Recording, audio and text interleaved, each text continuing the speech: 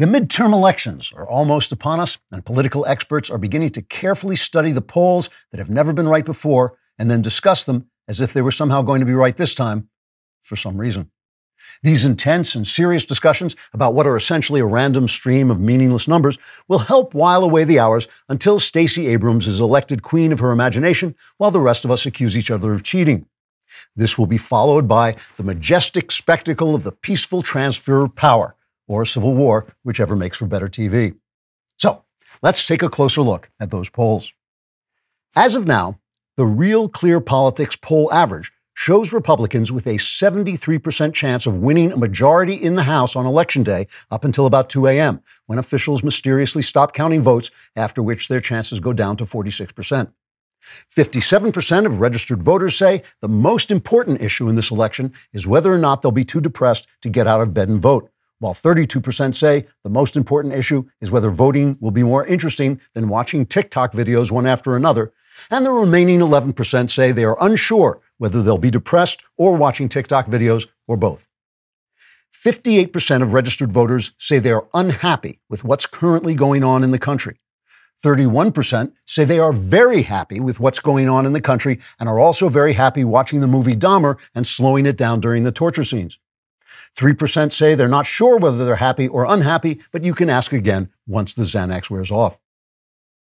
Some of the differences in poll results are caused by the pollsters' varying methods. To give an example, Nate Silver's 538 website uses a unique system in which a computer simulates the election 40,000 times, then selects 100 outcomes until they produce the results Nate Silver wants. So, for instance, the computer might run a scenario in which there's a high turnout of a scientifically selected cross-section of voters, and then Lady Lena Valerian from the Game of Thrones prequel flies her dragon over the crowd and sprays fire on all the Republicans, whereupon Nate Silver dances around his apartment in his underwear, screaming, "Yay, all the Republicans burned up," until his neighbor bangs on the wall and tells him to keep it down. This results in lopsided victories for Democrat candidates across all the 7 kingdoms of Westeros, as well as a stern warning from Silver's landlord, after which Silver will be interviewed on NBC News to fill time while they're not reporting on the soaring crime rates in Democrat cities. The Trafalgar Group uses a more hands-on method by actually visiting people's homes and polling anyone who doesn't shoot at them under the impression they're an FBI SWAT team coming to arrest them for being pro-life. Their latest poll shows that 65% of young people are very optimistic and believe that Jamie Lee Curtis really will kill Michael Myers for good this time, hopefully before Putin starts a nuclear war. 73% of Democrats who read the New York Times feel the most important issue is whether Donald Trump will climb to the top of the Empire State Building, clutching a woman in one giant paw while swiping at World War I biplanes with the other. Unless that was just a dream they had, in which case the most important issue is whether there'll be any bagels left at Zabar's if they stop off for their yoga lesson first. As for Republicans, 88% believe you ought to get the hell off their property before they pepper your ass with buckshot, you federale fascists.